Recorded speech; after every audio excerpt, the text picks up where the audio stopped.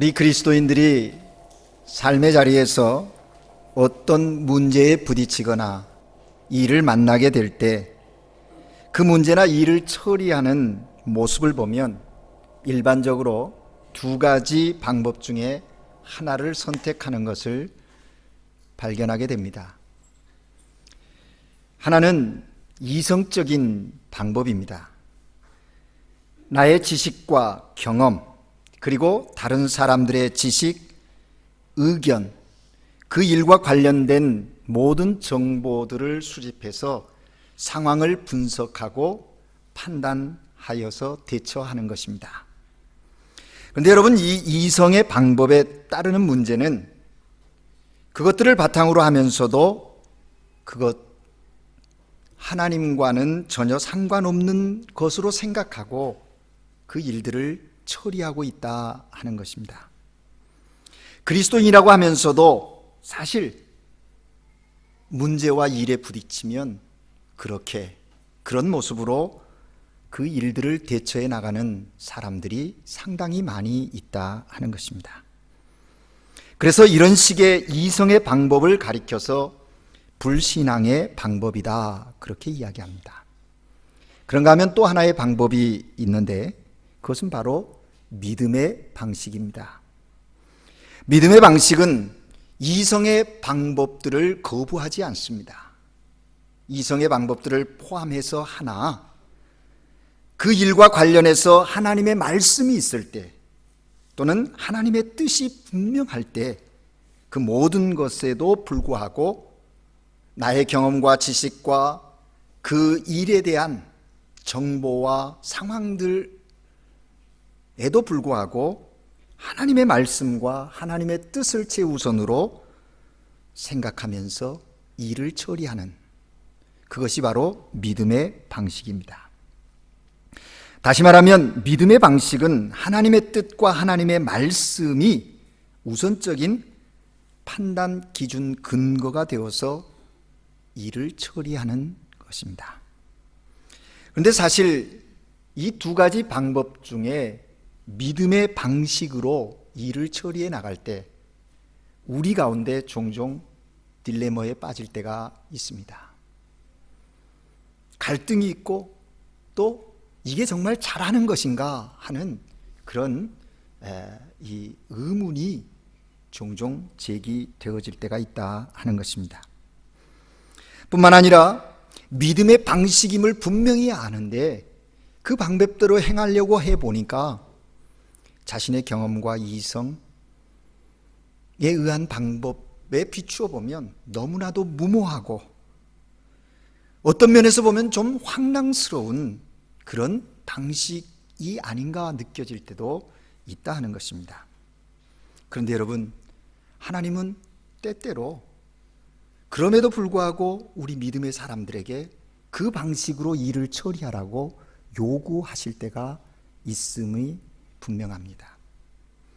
너무도 비논리적이고 비합리적이고 비이성적인 방법인데도 불구하고 종종 하나님은 우리에게 그 방식으로 그 문제에, 그 일에 대처하라고 요구하실 때가 있다 하는 것입니다. 예를 한번 들어볼까요? 성경에 여러 가지 사건들이 소개되어지고 그 사건들 속에 하나님이 어떻게 간섭하셨는가, 역사하시고 일하셨는가 증거하고 있습니다.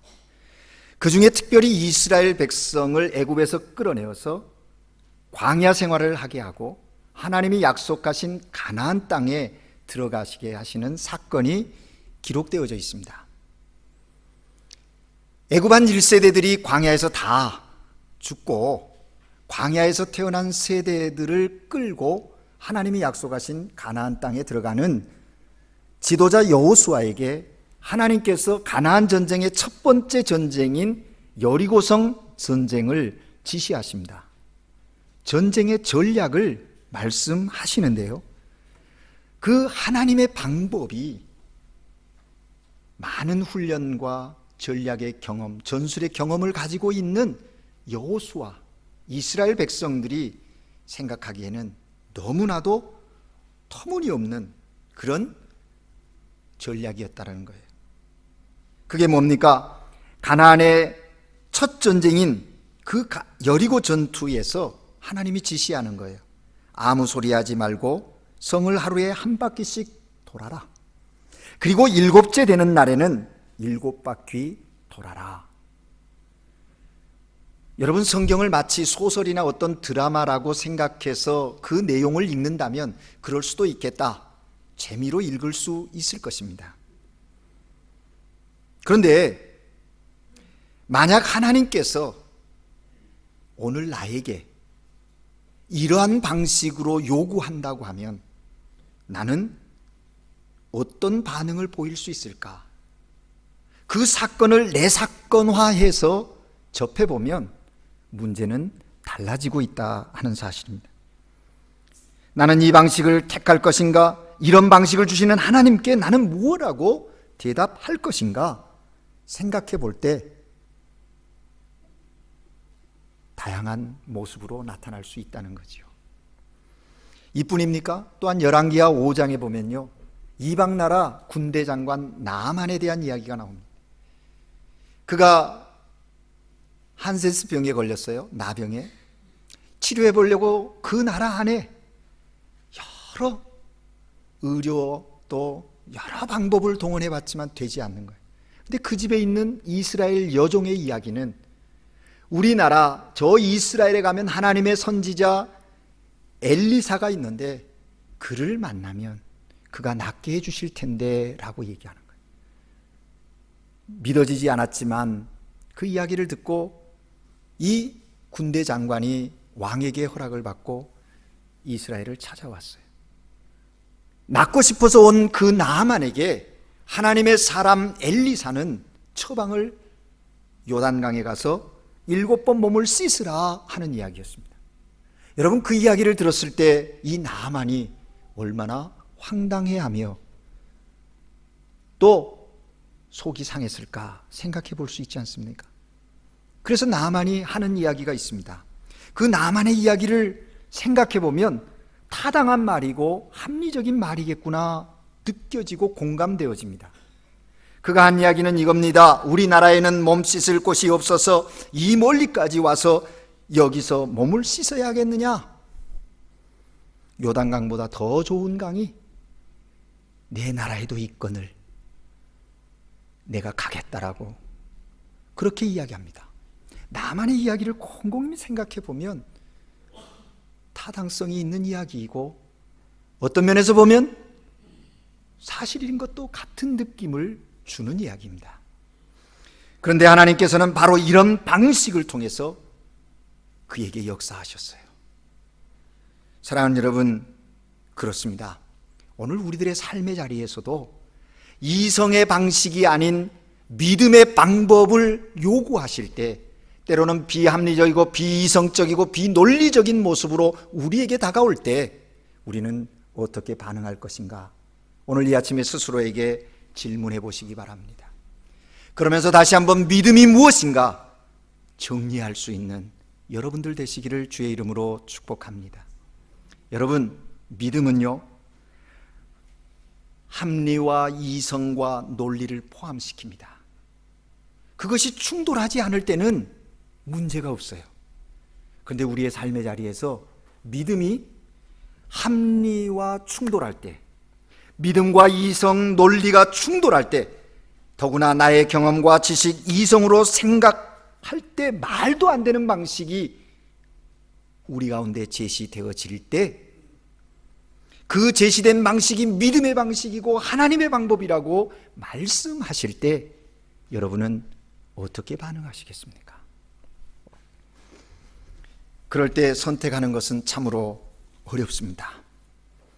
그 상황이 다른 사람의 문제가 되면 쉽게 보일 수도 있고 때로는 받아들이지 못하는 사람의 모습을 보면 그렇게 믿음 없냐고 책망하면서 가볍게 이야기할 수도 있을 것입니다. 그런데 그 상황이 나의 상황이라면 참 어렵습니다. 그러나 진정한 그리스도인은 그럼에도 불구하고 하나님의 방식, 믿음의 방식을 선택해야 한다고 말씀하고 계십니다. 그래서 예수님께서 말씀하셨습니다. 내가 세상에 다시 올 때 믿음을 보겠느냐, 그렇게 말씀하셨어요. 그 말씀은 제자들, 예수님 당시 사람들에게만이 아니라 오늘 이 시대를 살아가는 우리에게 동일하게 하신 말씀이에요. 이 시대에 믿는다고 하는 사람 상당히 많은 것 같은데 진짜 믿음의 사람 없다는 것입니다. 참으로 믿음의 사람을 찾기가 쉽지 않다는 거예요. 여러분, 그리스도인이 누구입니까? 매 순간 하나님의 함께 하심을 믿고 예수 그리스도가 나의 구세주 되심을 믿음으로 고백한 사람, 우리는 그리스도인, 믿음의 사람이라고 이야기합니다.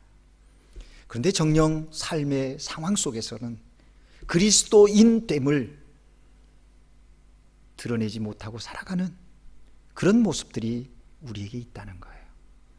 그것이 나의 내적인 문제일 수도 있고 외적인 환경의 문제일 수도 있습니다. 그러나 그리스도인 됨이 우리의 삶 속에서 증거되어질 수 있어야 하는 거예요. 그 그리스도인 됨이 하나님과 나의 관계 속에서, 이웃과의 관계 속에서 표현되어지고 고백되어져야 한다 하는 것입니다. 우리는 지난 주일에도 하박국 1장의 말씀을 통해서 하나님의 사람 하박국의 그 고뇌의 모습을 살펴보았어요. 하박국이 자기 시대의 많은 부조리한 사회상을 보면서 한탄하지요.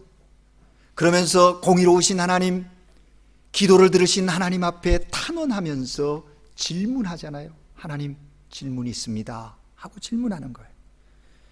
하박국이 살고 있던 유대 사회에도 소수의 의인들이 있었습니다. 그들은 정직하게 살고 정의롭게 살려고 하는데 대다수의 많은 사람들이 악하여서 그 의인들을 에워싸고 핍박하고 못살게 구는 겁니다.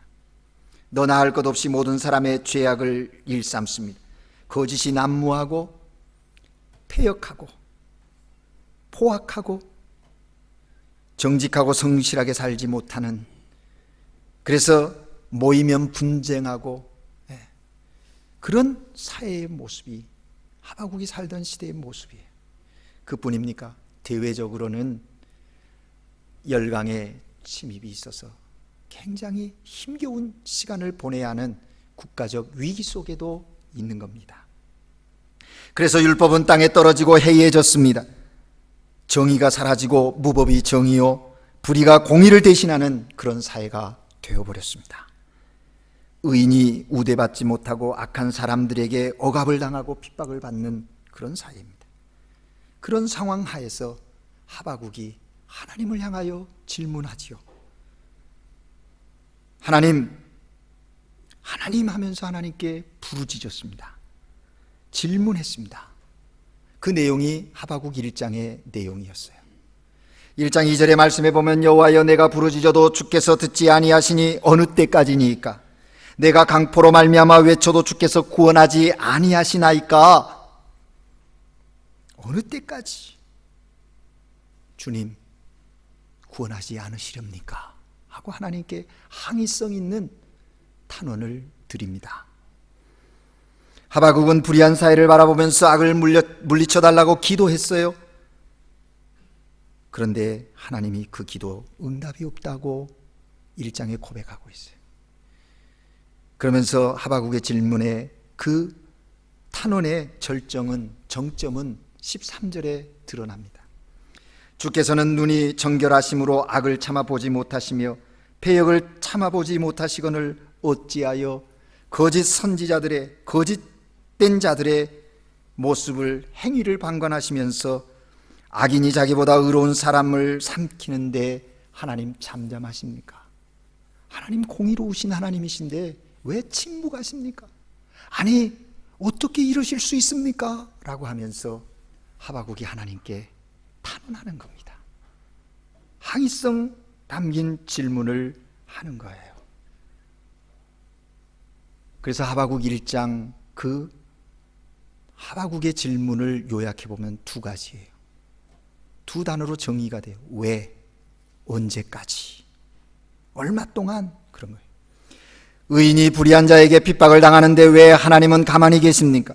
어찌하여 악인이 번창하게 내버려 두십니까? 언제까지 의인이 고통을 당하는 것을 두고만 보실 것입니까? 얼마나 오랫동안 이런 고난을 당해야 하는 것입니까? 라고 하나님께 질문하는 거예요. 여러분, 하바국이 겪고 있는 문제와 질문, 어쩌면 오늘날 우리가 겪고 있는 문제와 질문이 아닐까요? 이렇게 하나님께 탄원하고 질문한 하바국에게 이제 오늘 우리가 읽은 2장 그 부분은 하나님의 응답의 부분입니다. 하바국이 이렇게 몇 가지 질문을 가지고 하나님 앞에 나아가 기도하면서 오늘 1절에 보면 초소 성루에 서 있었다라고 말합니다. 하나님 뭐라 대답하시는지 그 대답을 듣기 위해서 기다리고 있다라고 말합니다. 내가 내 파수하는 곳에 서며 성루에 서리라. 그가 내게 무엇이라 말씀하시는지 기다리고 바라보며 나의 질문에 대하여 어떻게 대답하실는지 보리라. 여러분, 하바국은 예루살렘 한 초소 위에 올라가 섰습니다. 망대 위에 올라가서 자리를 잡았습니다. 하나님께서 뭐라 말씀하시는지 응답을 기다리며 말입니다. 하박국은 파수꾼의 심정을 가지고 하나님의 말씀을 기다리며 하나님과 깊은 만남의 시간을 갖고 있는 거예요. 사랑하는 여러분, 오늘 살아가는 우리에게도 이 하박국과 같은 시간이 요청되어지고 있습니다. 하박국처럼 우리의 삶의 갈등과 문제를 가지고 하나님께 나아가 하나님께 탄원하십시오. 질문하십시오. 그리고 이제 하나님께서 내게 뭐라고 말씀하시는지 그 응답을 기다리며 하나님 앞에 나아가야 한다는 거죠. 오늘 이 시대의 문제를 끌어안고 말입니다. 아니, 나의 문제를 끌어안고 가정의 문제를 끌어안고 하나님 앞에 나아가 묻는 물음에 하나님은 뭐라고 대답하실지 그 하나님을 사모하면서 나아가야 해요. 여러분, 하나님의 응답의 말씀이 오늘 본문 가운데 계속됩니다. 2절 말씀에 보면 여호와께서 내게 대답하여 이르시되 너는 이 묵시를 기록하여 판에 명백히 새기되 달려가면서도 읽을 수 있게 하라. 하나님께서는 선지자 하박국에게 묵시로 주셨어요. 그런데 그 주신 묵시를 기록해서 달려가면서도 읽을 수 있도록 하라는 겁니다. 뿐만 아니라 3절에 보면 이 묵시는 정한 때가 있나니 그 종말이 속히 이르겠고 결코 거짓되지 아니하리라. 비록 더딜지라도 기다리라. 지체되지 않고 반드시 응하리라 말씀하십니다. 1장에서 하박국이 하나님께 항의성 있는 질문을 했지요. 그것은 이스라엘이 죄악을 저질러서 하나님이 징계하셨다는 것은 이해하겠습니다. 하나님의 택한 백성이 하나님의 뜻대로 살지 아니하여서 하나님의 진노를 산 것에 대해서는 마땅히 회개하고 하나님의 심판 앞에 서야 함을 인정합니다. 그런데요, 하나님이 심판하실 때 쓰시는 그 나라 이해할 수 없습니다. 갈대인 바벨론인을 들어서 하나님의 거룩한 백성을 치시다니요.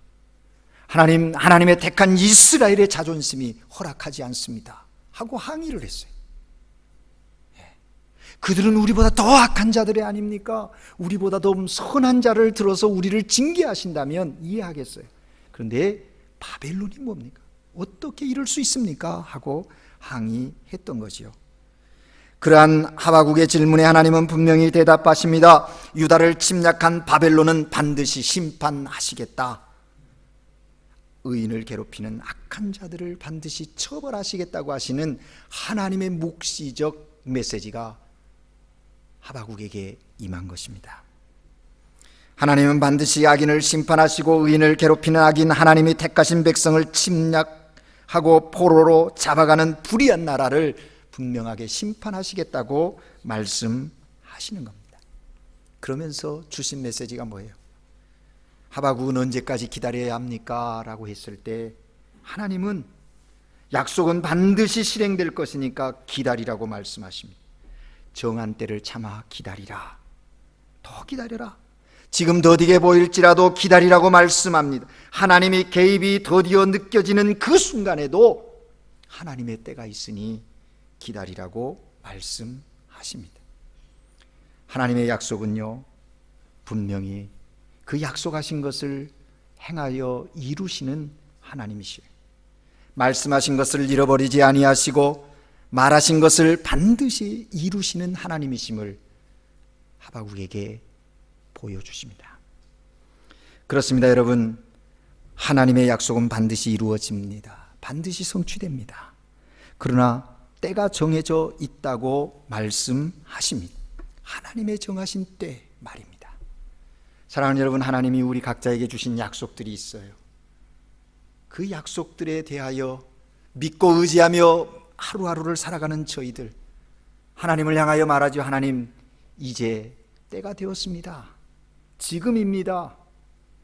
그럴 때 하나님은 우리에게 종종 말씀하십니다. 아니야, 좀 더 기다려. 때로는 하나님, 나중에요, 지금은 아닌 것 같아요. 그런데 하나님은 아니야, 지금이야, 지금이 내 때다, 그렇게 말씀하세요. 사랑하는 여러분, 우리는 하나님이 정하신 때를 관심하셔야 합니다. 우리의 삶의 정황 속에서 일어나는 모든 일들 속에서 하나님이 정하신 때, 하나님의 때에 집중하는 그리스도인들이 되어야 합니다. 내 때가 아니에요. 나의 때에 집중하면 무리하게 되고 교만해지게 되고 어리석게 행하게 되는 겁니다. 오늘 하나님은 하박국에게 분명히 말씀하십니다. 정한 때가 있나니 더딜지라도 기다리라. 지체되지 않고 반드시 응하리라. 하나님의 때에 그것을 이루겠다고 말씀하시는 겁니다. 여러분, 여러분의 자녀들이 무엇을 달라고 하고 그럴 때 그냥 선뜻 내어줄 수 있으십니까? 줄 수 있는 때가 있지 않습니까? 기다려라. 기다려야 한다. 그때 가서 그 소원을 들어줄 수 있는 것 아니겠습니까? 아무 때나 달라고 한다고 아무거나 줄 수 있는 것이 아니지 않습니까? 그러므로 내 마음대로 초조해하지 마십시오. 하나님께서 정하신 때가 있음을 알고 믿음으로 기다리십시오. 기다리는 것이 믿음입니다. 믿음의 특성 중에 이 기다림의 인내가 요구되어지는 경우가 참 많아요. 하나님의 정하신 때가 있기 때문에 그렇습니다. 하나님의 지혜와 하나님의 능력과 하나님의 사랑, 하나님의 경륜이 나의 생각과 지혜와 능력의 범위를 뛰어넘어요. 더 무한하시기 때문에 그래요. 그러므로 믿음으로 기다리셔야 해요. 믿고 기다리면요, 원망하지 않습니다. 불평하지 않습니다. 믿지 못하고 의심하기에 원망하고 불평하는 거예요. 반드시 약속은 이루어질 것이라는 믿음이 있을 때 마음에 평화가 오고 감사가 시작되는 겁니다. 오늘 하나님께 예배드리는 사랑하는 하나님의 사람들이여, 주님의 때를 기다리는 믿음의 삶 살아가시기를 주의 이름으로 축복합니다. 그러면 이런 불의의 시대에 하나님의 약속에 성취되지 않고 지연되고 악한 시대가 계속되고 악인이 날뛰고 악한 사람들이 잘 되는 시대에 흔들릴 수밖에 없는 이 시대에 하나님께서 하박국에게 주신 구체적인 응답은 무엇입니까? 하나님께서 하박국에게 주신 결론적인 대답이 4절에 기록되어져 있습니다. 의인은 믿음으로 살리라. 의인은 믿음으로 살리라. 여러분, 합리가 아니고 논리가 아니고 이성이 아니고 지식이 아니고 경험이 아니라 믿음으로 사는 것이라 하나님은 하박국에게 말씀해 주셨습니다. 보라, 그의 마음은 교만하며 그 속에서 정직하지 못하니 의인은 그의 믿음으로 말미암아 살리라. 여러분, 이 말씀이 너무너무 중요해요. 이 말씀을 잘 이해해야 합니다. 신학적으로도 아주 중요한 의미를 담고 있는 말씀이에요. 그래서 이 하박국의 이 2장 4절의 말씀을 바울은 갈라디아서와 로마서에서 인용했고요, 히브리서 기자도 이 말씀을 인용했어요. 의인은 믿음으로 말미암아 살리라. 히브리어와 헬라어 원문을 놓고 문법적으로 보면 두 가지 해석이 가능한 말씀입니다. 하나는 믿음으로 말미암는 의인은 살리라 하는 말씀이고요, 또 하나는 의인은 믿음으로 살리라 하는 말씀입니다. 믿음으로라고 하는 에크테우스와 에크피스토스라는 말은 부사구인데요. 이 부사구를 주어에다 붙이느냐 동사에다 붙이느냐에 따라서 의미가 확 달라지는 겁니다. 해석이 가능하다는 거죠. 믿음으로 말미암은 의인은 살리라. 이것은 교리예요. 독들이나 교리예요. 의인은 믿음으로 산다. 이것은 윤리예요. 에티켓, 윤리예요. 기독교 윤리와 기독교 교리가 통합되어져 있는 말씀이 이 말씀이에요. 그래서 사도 바울은 이 말씀을 인용했고, 이 갈라디아서와 로마서에 있는 이 말씀을 루터는 부여잡고 종교개혁의 모토를 삼았던 이신득의 구원은 믿음으로 라고 하는 아주 기독교의 중요한 진리를 깨닫고 또 개혁을 이루어가게 되었다 하는 것입니다. 여기에 복음의 진리가 담겨져 있는 것입니다. 믿음으로 사는 것은 믿음대로 행하는 거예요. 많은 사람들이 믿음과 행함을 구분짓습니다. 구원은 하나님의 은혜로 받습니다. 구원받은 하나님의 사람, 믿음의 사람은 행함으로 사는 것입니다. 행하여 내게 믿음 있음을 보이라고 야고보는 이야기합니다. 행하여서 믿음을 얻는 것이 아니라 믿기에 행함을 통하여 내게 믿음 있음을 증거하라, 떼쓰고 하라, 그렇게 말하고 있는 것이죠. 그래서 이 본문을 공동번역 성경에서는 이렇게 번역하고 있어요. 멋대로 설치지 말아라. 나는 그런 사람을 옳게 여기지 않는다.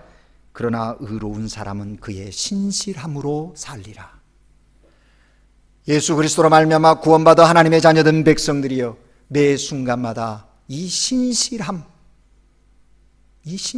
살아가야 합니다.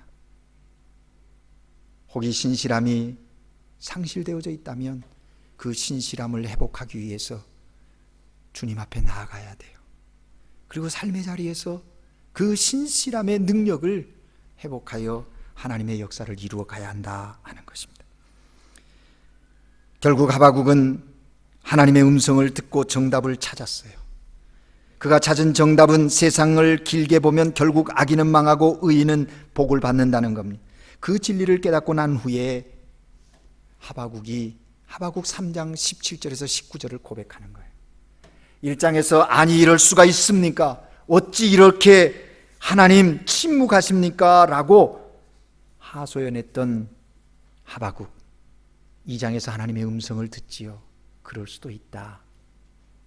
그 음성을 듣고 나서 3장에서 아 그렇군요, 응답하는 것이 바로 3장 17절 19절이에요.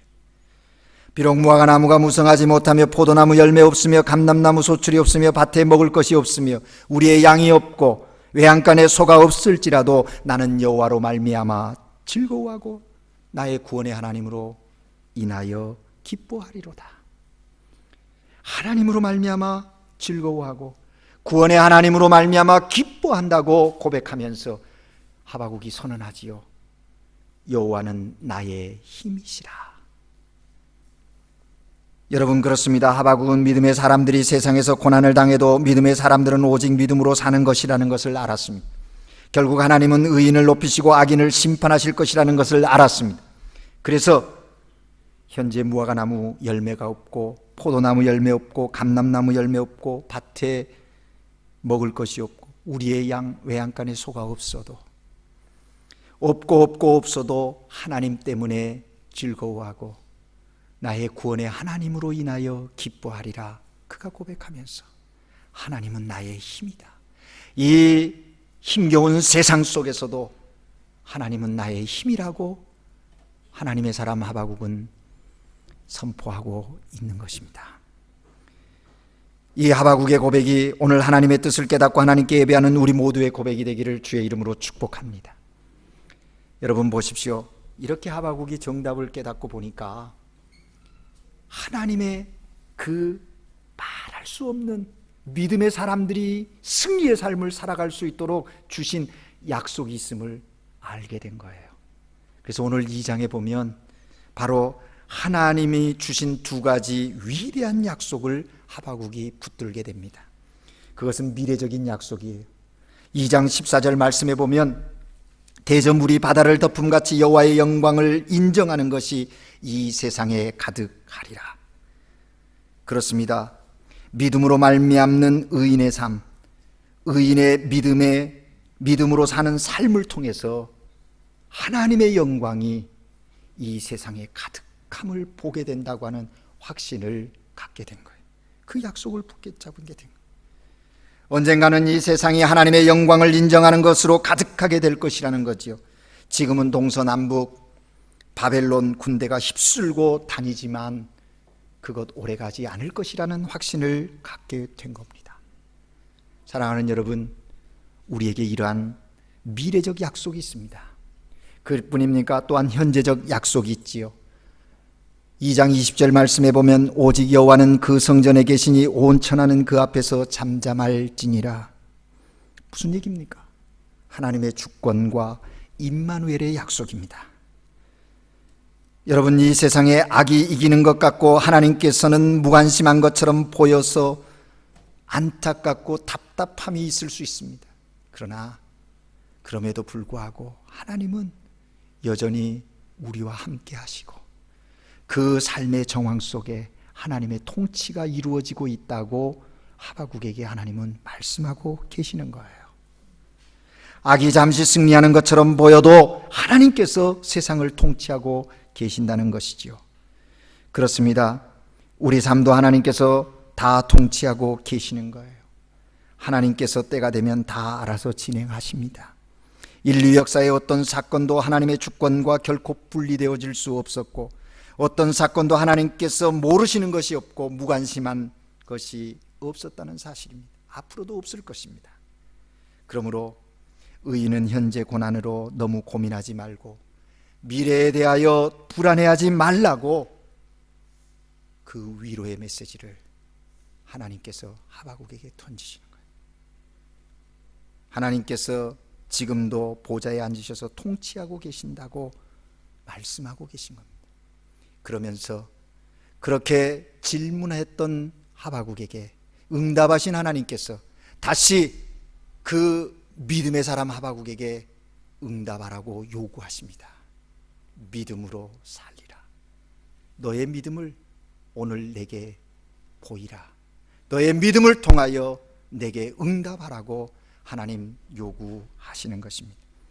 세상 흔들리고 사람들은 변한다 할지라도 주님의 사랑은 영원합니다.